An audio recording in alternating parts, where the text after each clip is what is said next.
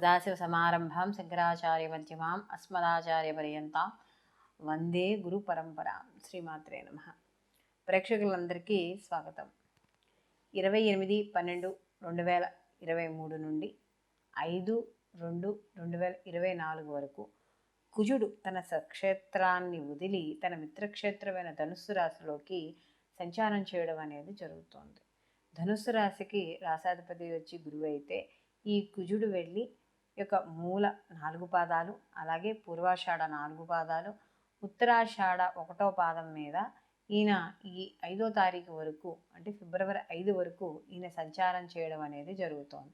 అయితే ఇక్కడున్న నక్షత్రాల్లో కానీ చూసుకుంటున్నప్పుడు ఈయనకి మూలా నక్షత్రము, అలాగే మనకి ఉత్తరాషాఢ నక్షత్రానికి వచ్చేటప్పటికి వీళ్ళిద్దరికీ మిత్ర నక్షత్రాలే కాబట్టి, అంటే ఆ యొక్క గ్రహాధిపతులు వచ్చే మిత్రులే కాబట్టి ఎక్కువ శాతం వీళ్ళకి అనుకూలంగా ఉండడం అనేది జరుగుతుంది. కాబట్టి ఈ యొక్క కుజుడు ధనుస్సు రాశిలో సంచారం చేయడం వల్ల ద్వాదశ రాశుల వారికి ఎటువంటి శుభ ఫలితాలు ఉండబోతున్నాయి, ఎటువంటి పనులు చేయవచ్చు, ఎటువంటి అశుభ ఫలితాలు ఉంటున్నాయి, ఎటువంటి పనులు చేయకూడదు అనే విషయాన్ని ఇక్కడ మనం తెలుసుకుందాం. కర్కాటక రాశి వారికి కానీ చూసుకుంటున్నప్పుడు ఈ కర్కాటక రాశి వారికి ఈ కుజుడు అక్కడ నీచ స్థానం అయినా కూడా వీళ్ళకి షష్టమాధిపతి, అంటే దశమాధిపతి మరియు షష్టమాధిపతి అయినందువల్ల ఈయన వెళ్ళి ఈ యొక్క షష్టమాధిపతి అయ్యి వీళ్ళు సప్తమ స్థానంలో, అంటే ఒకసారి అది కట్ చేయరా,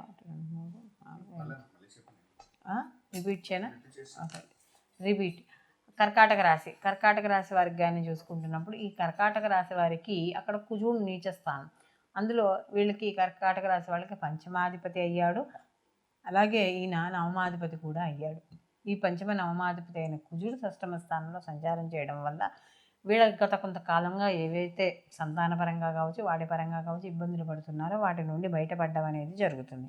అలాగే కాస్త వీళ్ళు ఏదైతే వాళ్ళ వృత్తి ఉద్యోగ వ్యాపారాల్లో కావచ్చు వృద్ధిని కోరుకుంటున్నారో ఆ వృద్ధిని ఈ యొక్క కుజుడు యొక్క సంచారం వల్ల వీళ్ళకి మంచి మార్పులు, ఆదాయ మార్గాలు పెరిగే అవకాశం అనేది కనబడుతోంది. గత కొంతకాలంగా ఎవరైనా యాక్సిడెంట్స్ అయ్యి కానీ లేదా సహజంగా అనారోగ్య సమస్యలు ఏమైనా వస్తూ ఉంటే వాటి నుండి వీళ్ళు ఈ కుజుని యొక్క సంచారం వల్ల వాటి నుండి విముక్తి పొందడం అనేది జరుగుతుంది.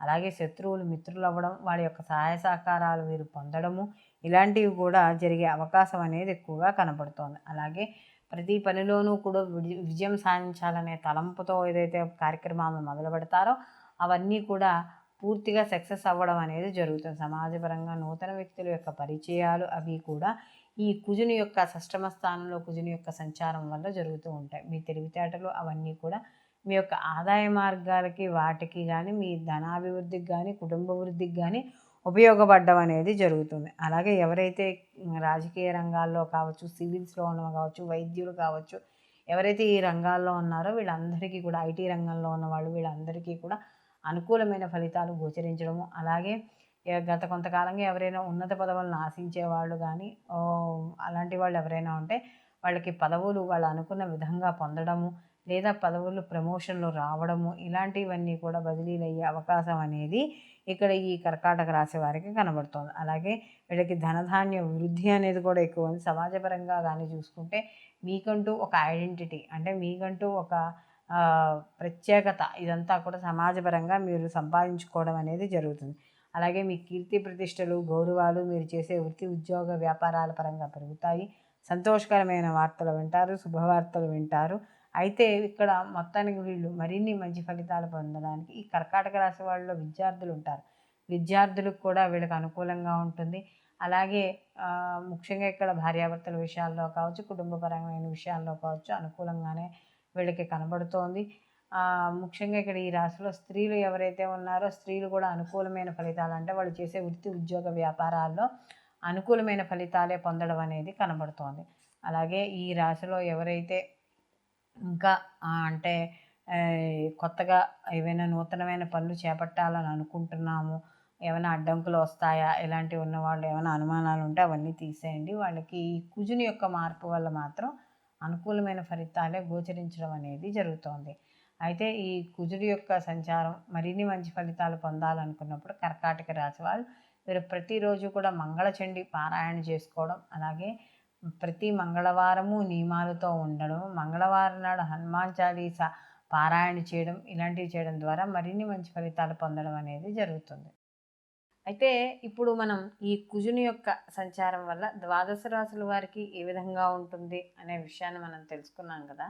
అయితే వీళ్ళకి ఈ యొక్క ప్రతి గ్రహానికి కూడా మనకి మార్పు చెందినప్పుడు కొన్ని కొన్ని గ్రహాలు ఒక నెలలో మారుతాయి, కొన్ని గ్రహాలు 45 రోజులకి, కొన్ని గ్రహాలు 18 నెలలు, ఇలా వాటి యొక్క నిడివిని బట్టి గ్రహాల యొక్క మార్పులు ప్రతి రాశిని మనకి ప్రతి రాశికి మార్పు చెందడం అనేది ఉంటుంది.